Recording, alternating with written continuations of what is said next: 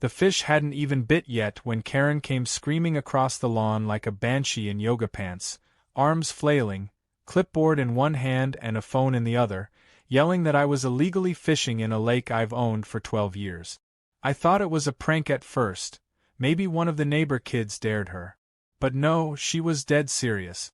She called me a trespasser on my own dock, threatened to call the sheriff, and handed me a handwritten fine for $500, all because I dared to cast a line in what she now claimed was HOA-regulated water. And just like that, my peaceful Sunday morning turned into a full-blown war between logic and lunacy, and trust me, logic was losing. It had started like any other weekend. I'd gotten up at dawn, brewed some strong coffee, walked barefoot to my dock, and baited my line with the kind of precision only a man who's been fishing this lake since it was dug could manage. The mist rolled over the glassy water, birds chirped, and the trout had started rising. It was my kind of peace, earned peace. I'd built this home myself, bought the land before the HOA even existed, and owned not just the house but the lake itself.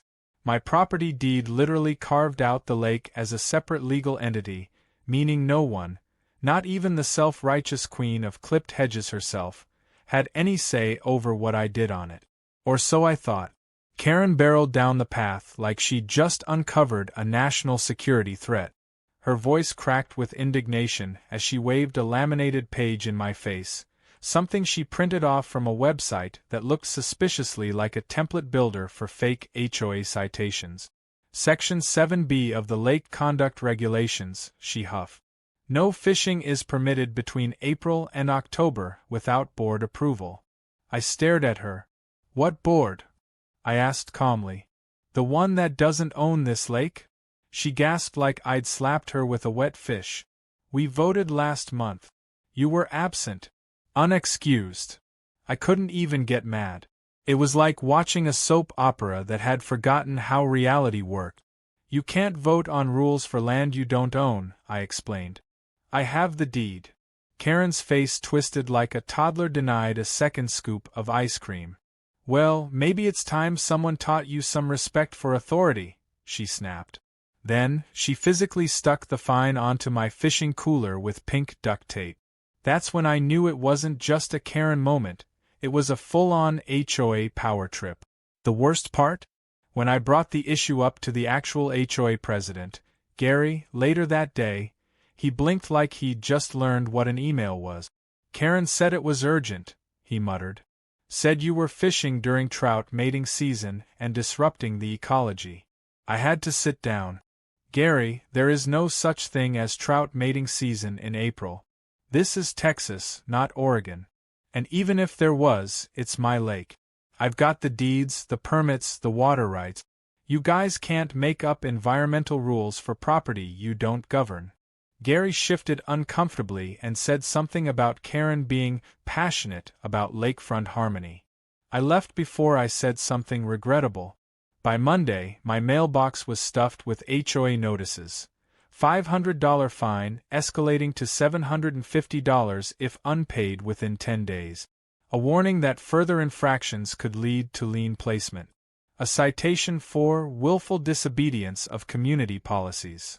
My blood boiled, not because I couldn't afford it, but because it was ridiculous. My property was being turned into a battleground for a woman with a God complex and a Facebook group. I pulled out my deed, reread it, double-checked with a lawyer friend, and got confirmation. They didn't have a leg to stand on. But I wasn't about to fight Karen with court filings. No, I had something better, something with teeth. That night, I sat in my garage, sipping bourbon and flipping through an old biology textbook. You see, I'm not just a guy who owns a lake. I'm a certified aquatic biologist, semi-retired, and more than familiar with the legal nuances of stocking fish in private bodies of water. I once built entire wetlands for conservation groups and managed exotic fish habitat. That's when it hit me. If Karen wanted to make the lake her business, maybe it was time to make it interesting. A quick search, a few calls, and within days, I had a delivery scheduled from an exotic fish supplier I'd worked with years ago. These weren't illegal fish, and they weren't dangerous either. not to humans anyway. Red-bellied vegetarian piranhas. They looked terrifying, moved like a swarm, and had a bite rate that could skeletonize bait in seconds. But they were plant eaters. Safe. Legal. And the perfect way to send a message. This is not your lake, Karen. I prepped the shallows, marked the areas on my map, and added water plants to keep the new residents happy. I made sure they'd stay in my section of the lake. My dock, my waters, well within the boundary marked in the deed. By the time the fish truck arrived, the plan was foolproof. The driver gave me a weird look when I checked the tanks, but I waved it off. HOA problem, I said. Say no more, he replied. Within 2 days they were thriving.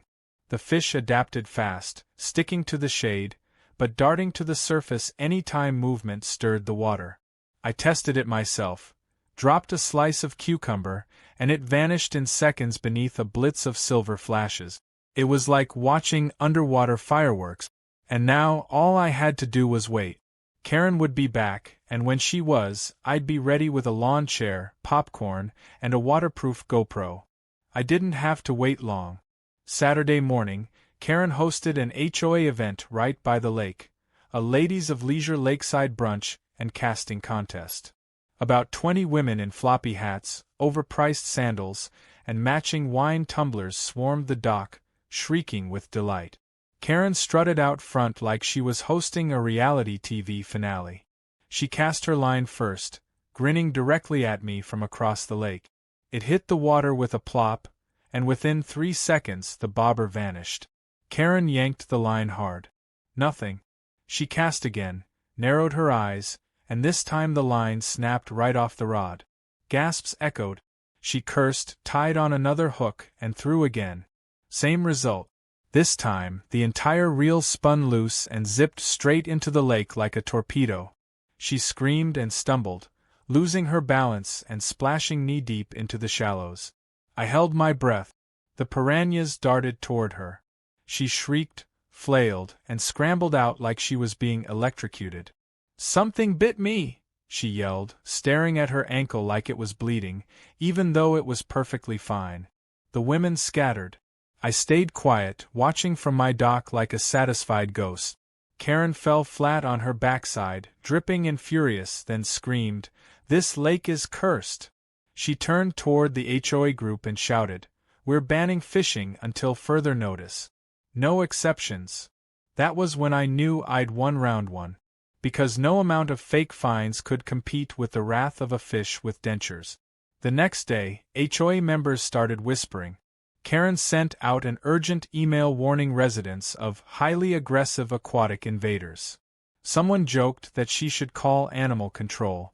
Another posted a meme in the group chat that said, "When your HOA turns into Shark Week." I didn't say a word. I just smiled, walked down to the dock, cast my line, and let the piranhas do the talking. Word of Karen's aquatic meltdown traveled through the neighborhood like wildfire dipped in gasoline. By Sunday afternoon, half the community had seen the video one of the brunch guests had uploaded, Karen screeching, slipping into the lake, splashing around as harmless piranhas swarmed her feet like she'd disturbed Poseidon's nap. The footage, grainy but unmistakable, was titled Karen vs. the Demon Fish and was now the neighborhood group chat's top post, followed closely by a poll asking whether the HOA should approve an exorcism for the lake or simply rename it Karen's Lagoon. The narrator of the video, a tipsy woman named Trina, could be heard giggling throughout, adding commentary like it was a sports broadcast. Karen, of course, was livid. By Monday morning, the HOA board called an emergency meeting. Karen, drenched in righteous fury, marched into the clubhouse like she was leading a military tribunal. She slammed a plastic folder onto the conference table with enough force to send 3 pens flying. Inside was her latest proposal: complete restriction of all lake activity until a certified environmental safety audit could be conducted. She even threw in a motion to install a mesh barrier to prevent fish migration and limit what she called danger zones. The rest of the board, still recovering from second-hand embarrassment, sat quietly. Gary, the HOA president, looked like he'd aged 5 years overnight. No one wanted to confront Karen, but no one wanted to deal with another lake fiasco either. I wasn't invited to the meeting, of course, but I didn't need to be. Trina sent me a live play-by-play via text, complete with emojis. According to her, Karen was going full courtroom drama, referring to herself as a victim of aquatic aggression and accusing me of deliberately endangering the community for sport. When Gary timidly reminded her that the lake was not HOA property, she launched into a speech about moral ownership and communal peace. At one point, she even suggested draining the lake and refilling it with safe, local water. Trina texted that last part with 3 laughing emojis and the phrase, "She's actually insane now." Karen wasn't done. She planned an official HOA inspection of my property line and dock, claiming she had reason to believe my land was improperly measured and the lake ownership invalid.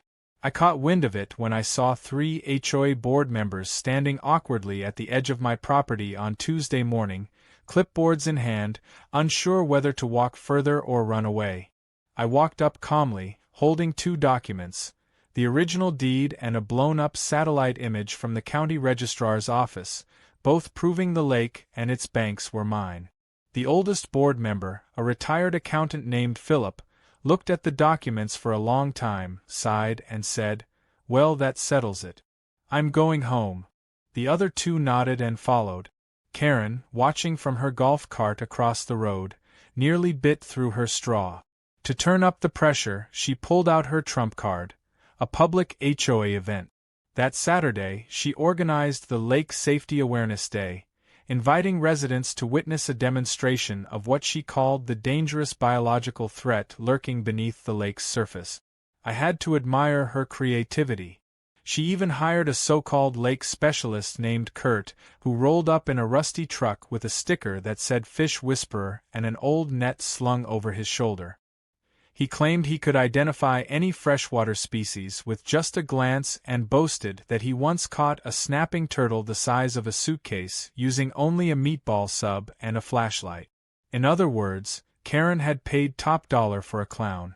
Dozens of residents showed up, some out of concern, others for the entertainment. I stood on my dock with a coffee, watching Kurt lower his net into the lake like he was trying to summon a water demon. Karen gave a dramatic speech through a megaphone, warning of rogue fish, environmental chaos, and the possibility of lawsuits if the HOA didn't act. Then Kurt pulled up the net. Nothing. He tried again. Still nothing. A third attempt yielded a clump of lakeweed and 1 angry crawfish. The crowd started whispering. Karen turned redder with each failed scoop. Finally, in desperation, Kurt asked if he could cast a fishing line instead.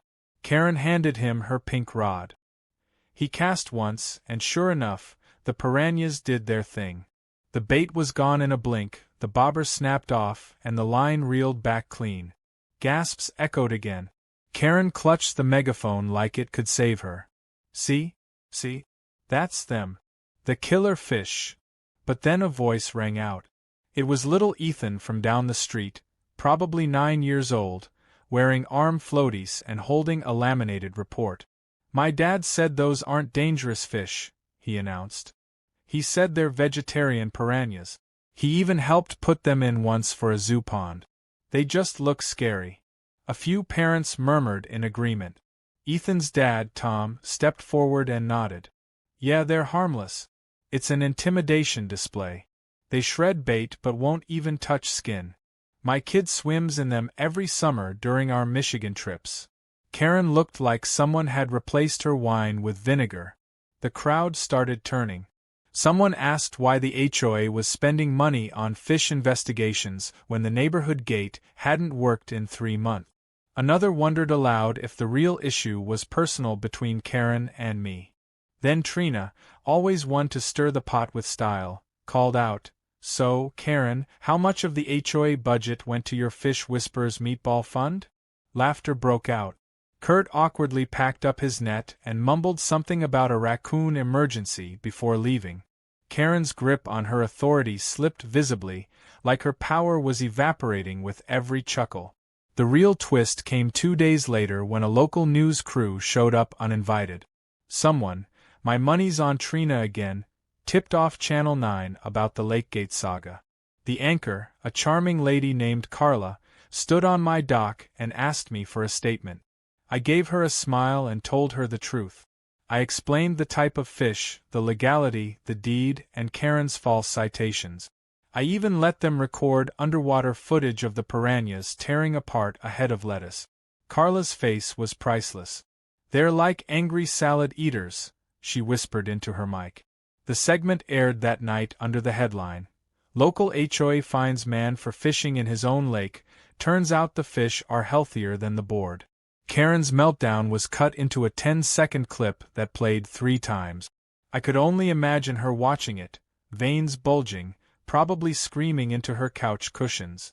That night, someone placed a rubber fish on her porch with a pink ribbon around its neck. She responded by sending a mass email threatening to sue whoever was responsible for emotional aquatic harassment. By the end of the week, the board was divided. Karen still had her loyalists, but most members began questioning whether her obsession was doing more harm than good. Gary started ducking her calls. Philip sent out a polite request for a full review of HOA code amendment. And residents? They started fishing more. Not from the main docks, but from picnic rafts, pool floaties, even one guy who dangled a rod from his upstairs balcony. Karen tried to stop them, of course, but she had no authority. Not anymore. The lake had become a symbol of rebellion, of sanity, of boundaries drawn with humor and precision. And me? I wasn't done yet. The piranhas were only step 1. Karen wasn't the type to back down. Not after a public humiliation, not after being laughed off a dock, and certainly not after watching her HOA empire start to crumble around her like soggy cardboard. She was quiet for a few days, which would have comforted most people, but to me it was like the eye of a storm, the unsettling stillness before the next wave of ridiculousness hit. I knew she was plotting something, and I didn't have to wait long to find out what. A thick envelope appeared in my mailbox on a Wednesday afternoon, addressed in overly dramatic cursive. Inside was a typed letter with the HOA seal crudely pasted at the top, titled Formal Notice of Property Dispute and Demolition Proposal. I laughed out loud in my driveway reading it. According to Karen, my dock and boat ramp violated the community's aesthetic harmony guidelines and had been erected without proper HOA design committee approval. She gave me 14 days to dismantle both or face a $2,000 a day fine.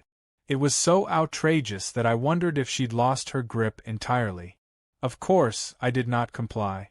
I didn't even acknowledge the letter. Instead, I scheduled a delivery.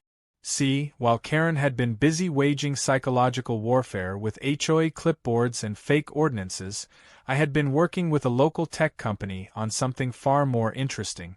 As part of a past environmental initiative, I'd helped develop a submerged water quality monitoring system. Solar-powered, Wi-Fi-enabled, and capable of sending live stats to your phone. I still had access to the software and a few prototypes. Within 48 hours, I had the lake fully equipped with underwater sensors, discrete cameras, and a hidden speaker system that could play preset sound effects. I wasn't just reclaiming the lake. I was turning it into an intelligent ecosystem with personality. I also decided to take things public. A few neighbors had started filming videos near the lake. Some funny, some dramatic, all mocking the Karen fish crisis. So I set up a simple website called Lake Logic and uploaded everything. The piranha footage, Karen's megaphone meltdown, the meatball fish whisperer, the Channel 9 clip. I even added a myth-busting section about vegetarian piranhas, along with interviews from biologists and legal experts backing my property rights. The page exploded in local circles. HOA members who had never spoken to me started sending me messages of support. Parents began bringing their kids to the lake's edge to see the famous salad piranhas. And Karen? She was absolutely seething. That Saturday, she made her boldest move yet. At dawn, I woke to the sound of shuffling gravel and distant voices. From my upstairs window, I saw two men in construction vests walking down toward the lake, one of them holding a set of blueprints and the other wheeling a portable fence. Karen stood behind them in a windbreaker with the HOA badge pinned like a sheriff's star. I threw on clothes and headed out. Before I could speak, one of the workers said they were contracted by the HOA to install a temporary safety perimeter due to an active biohazard threat. I told them to stop immediately. The taller one shrugged and said they were just doing their job. Karen smirked and handed me a form she claimed authorized the action. I didn't argue. I walked straight back inside, called the police non-emergency line, then dialed a local environmental enforcement contact I knew through my biology work. The officers arrived fast.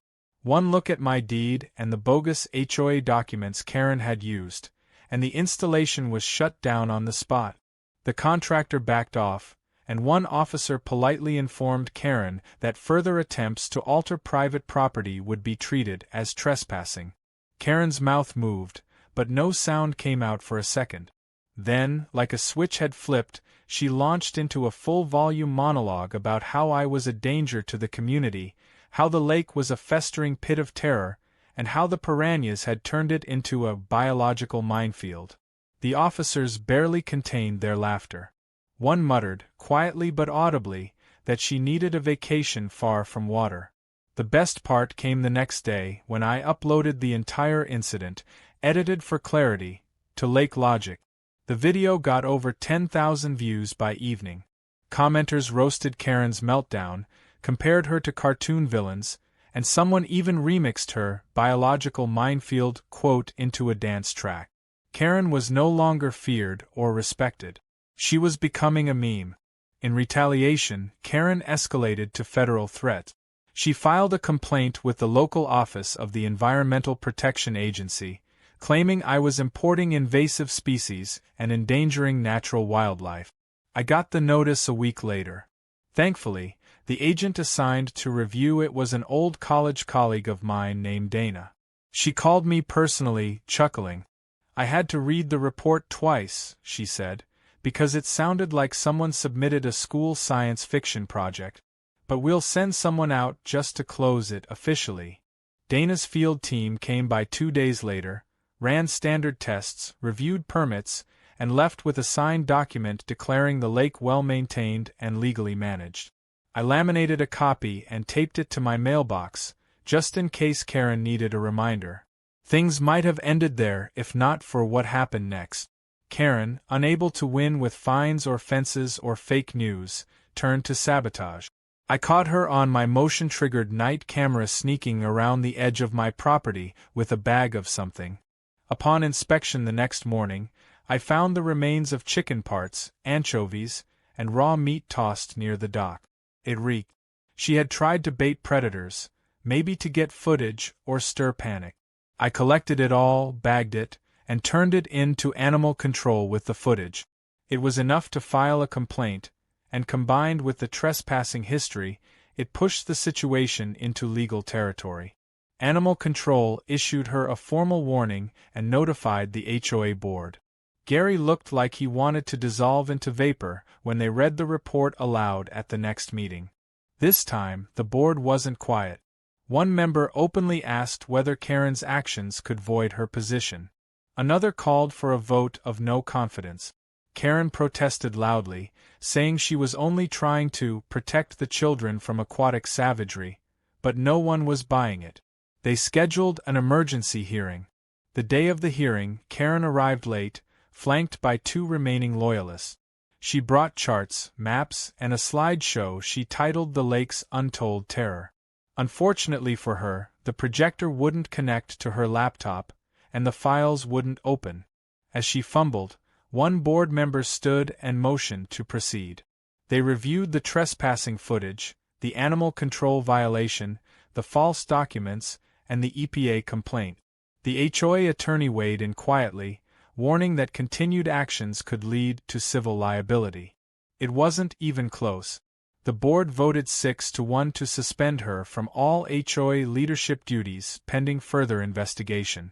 Karen stormed out of the meeting, muttering about conspiracies and declaring she would not be silenced by fish. That quote became the next big Lake Logic meme.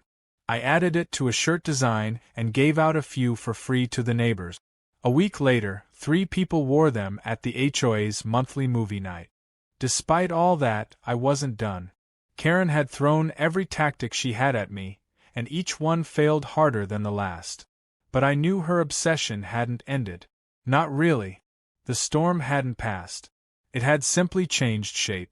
So I decided to prepare for the final act, not just to defend my lake, but to turn it into something she could never touch again. Something bigger than an argument. Something permanent. Karen had wanted a war, but she never expected I'd bring an army of truth, logic, and technology. And just like the piranhas waiting in my shallows, I was about to bite back harder than ever before. Karen's silence after her suspension was not a sign of surrender. It was the kind of silence that settles before something snaps. Most people would have taken a step back, reflected, maybe even apologized. Not Karen. Her pride was too bloated, her sense of control too fragile. And though the board had suspended her, she was still lurking in the background, still meddling. She was just being quieter about it now. But I knew it was only a matter of time before she tried something reckless again. What I didn't expect was just how far she was willing to go to prove a point. One muggy Thursday morning, I noticed something strange. The usually clear water near the HOA side of the lake had a faint milky cloudiness to it, stretching in uneven trails like someone had stirred up the bottom. At first, I assumed it was runoff from one of the gardens or maybe fertilizer from one of the more clueless lawn fanatics on the other side. But as the day wore on, I started seeing fish surfacing unnaturally. Not to jump, not to feed. Just drifting, slow like they were dazed. A few floated belly up. Alarm bells went off in my head. I scooped a water sample and ran it through the field test kit I kept in the garage. The pH was off. So was the nitrate level. And there was a faint chemical scent I couldn't immediately identify. I collected a few dead fish, bagged them, and called in both animal control and my contact at the county's environmental services. They took samples that afternoon and promised to run a full analysis. I already knew what had happened. Karen had done it. I just didn't know how yet. The next morning, the answer came in the form of an email from a concerned neighbor. Attached were 2 blurry photos taken from a second-story window across the street. The images showed Karen at the lake's edge just before dawn, crouched low, dumping something into the water from a white bucket. It wasn't clear what it was, but the timestamp matched the time I suspected the contamination began. I forwarded the photos to the county and filed an official report. It was enough for them to take action. By Saturday, 2 environmental officers and a sheriff's deputy came knocking on Karen's door with a warrant to inspect her property and question her about the incident. She refused at first, yelling through the door that they were harassing her. But the deputy read out the order again, louder this time, and threatened to call for backup. Karen finally opened the door, trying to look composed, but the tension was evident in her forced smile and darting eyes. They found 3 buckets behind her garden shed, one still half full of a blue crystalline powder, later confirmed to be a chemical algicide meant for commercial pool use, completely illegal to dump into a natural water body. The arrest happened right there on her front lawn. She screamed about conspiracy and vendettas, about fish that had haunted her dreams, about lakes that whisper threats at night. Her neighbors gathered on their porches, some pretending not to watch, others fully recording. One teenager live-streamed the whole thing. Karen was charged with environmental damage, trespassing, and illegal dumping. She was taken away in handcuffs, still wearing her custom HOA fleece and muttering about biological warfare. The community's reaction was swift. The HOA held an emergency session and voted unanimously to remove Karen from all HOA involvement permanently. Her name was struck from all documents, her badge revoked, her access to the digital portal revoked. She became a cautionary tale almost overnight. People who once blindly followed her now pretended they never liked her. Her two remaining supporters quietly resigned from the board. The HOA president, Gary, sheepishly came to my house a few days later, offering an apology and a request. Would I consider helping the HOA establish better environmental guidelines and perhaps educate the community about lake care? I agreed, under one condition. The HOA would officially recognize my ownership of the lake in their records and include a statement of non-interference going forward. Gary didn't hesitate. I drafted the document myself, had it notarized, and handed him a copy to file. The war was over. My victory was official. But the scars Karen left behind still lingered. The fish population had taken a hit. The water would need time to recover. So I decided to do something even bigger, something no one could ever undo. I reached out to a conservation nonprofit I had once collaborated with and proposed turning my lake into a community educational site for aquatic preservation and science outreach. They loved the idea. I began organizing weekend learning events, open to families and kids, where we'd explore aquatic plant life, fish behavior, and sustainable water management. I even gave the lake a name, Basin. It was a subtle dig, sure, but also a sincere hope for what it could now become. The first event drew over 60 people. Kids fed the vegetarian piranhas lettuce from the dock, giggling as the fish darted around like living blenders. Parents asked questions about native plants and water filtration. Volunteers helped clean up the shoreline, and local businesses offered free snacks and drink. It was everything Karen claimed she wanted for the community, except without the control, the bitterness, or the drama. People actually laughed, relaxed, and felt connected. Karen, meanwhile, was out on bail, facing a court date and a hefty fine. Her house, once the beacon of HOA regulation, now sat with untrimmed hedges and a fading paint job. She barely showed her face anymore, and when she did, she kept her head down, avoided eye contact, and walked like she was hoping the earth would just open up and swallow her whole. Ironically, the same lake she tried so hard to control had become her greatest embarrassment. She couldn't even look at it without being reminded of everything she'd lost. But there was one final twist. A week before her court appearance, she tried one last stunt. Late one night, I was reviewing data on the water sensors when I noticed something strange. The sensors near the far end of the lake registered a brief but sharp temperature spike and a movement pattern too erratic to be wildlife. I checked the video feed. There she was, Karen, creeping along the edge with a flashlight and what looked like a garden hose attached to something hidden under a tarp. I hit record and called the sheriff. They arrived within 20 minutes. She was caught trying to siphon lake water into containers labeled evidence. When asked why, she screamed that she needed proof the fish were mutated and that I was creating a secret government experiment. That time, there was no bail. The judge assigned a psychological evaluation and placed a restraining order against her, barring her from being within 100 feet of the lake or any HOA-related property. The neighborhood breathed a sigh of collective relief. It was finally over. No more clipboard threat. No more surprise inspections. No more lakeside crusades.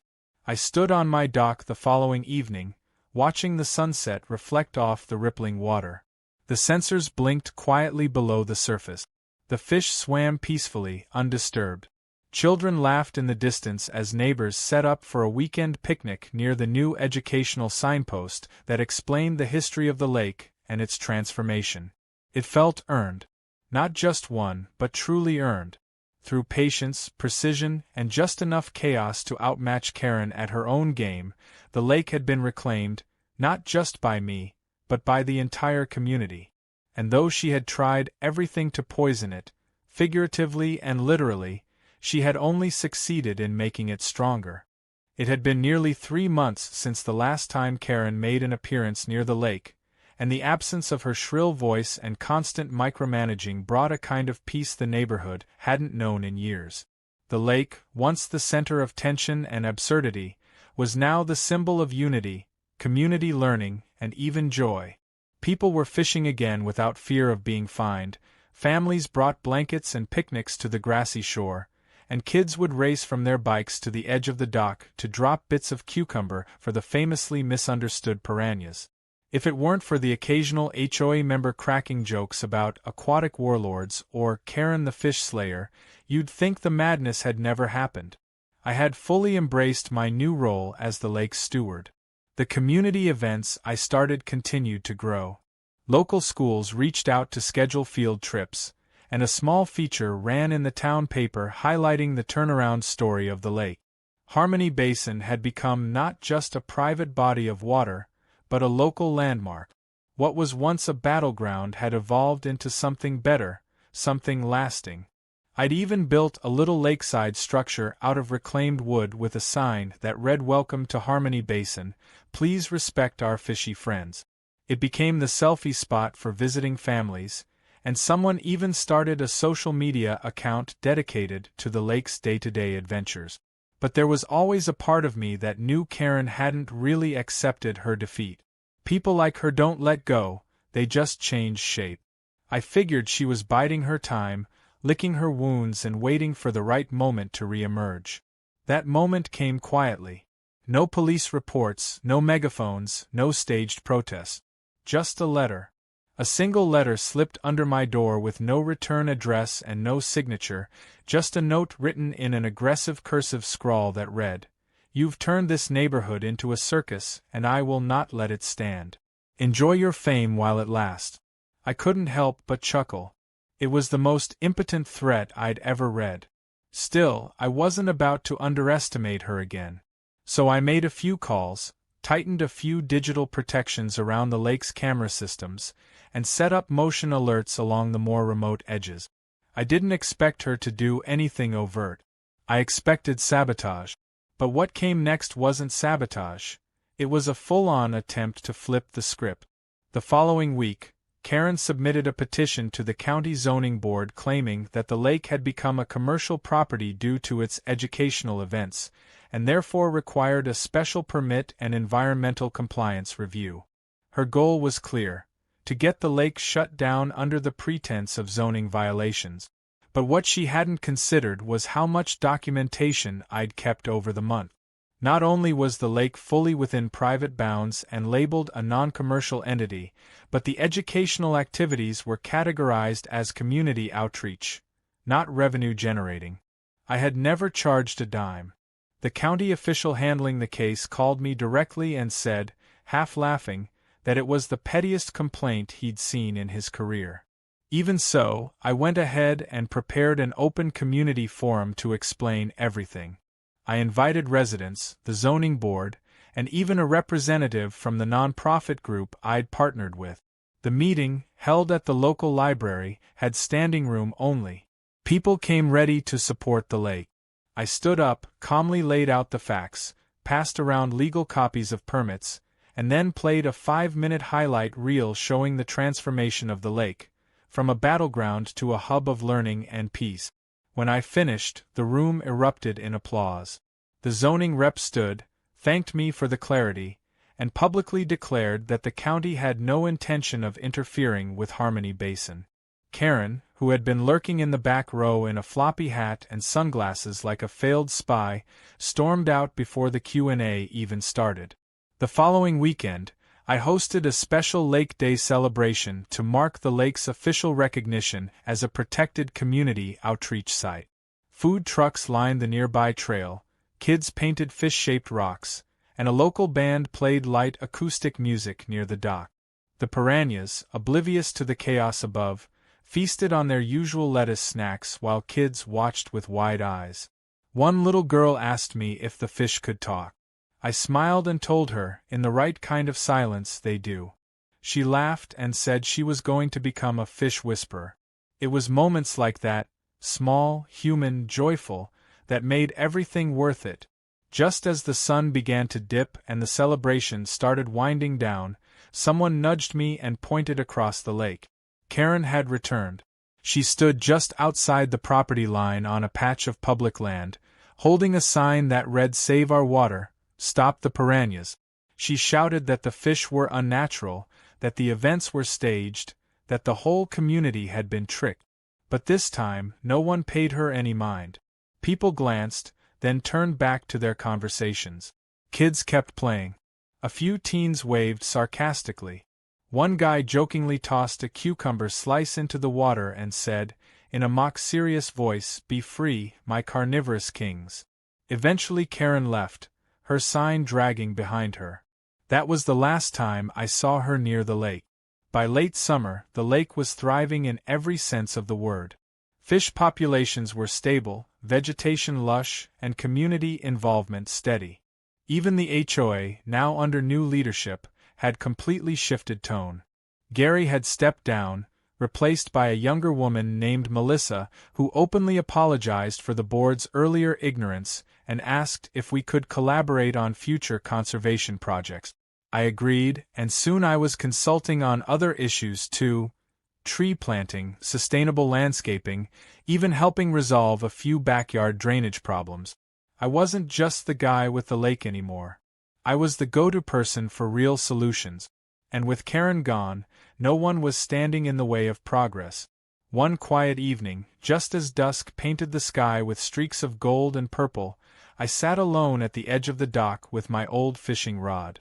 I wasn't trying to catch anything. I just liked the feel of the reel in my hand, the soft creak of the dock beneath me, and the knowledge that I could be here without interference. I dipped my hand into the water. A few fish darted by. The piranhas moved in their usual silent swirl, curious but calm. And as I stared into the lake, I thought about everything that had happened, the absurdity, the battles, the victories, and how something as small as a fishing line could trigger a transformation this big. There was peace in that moment, not just on the water but within me.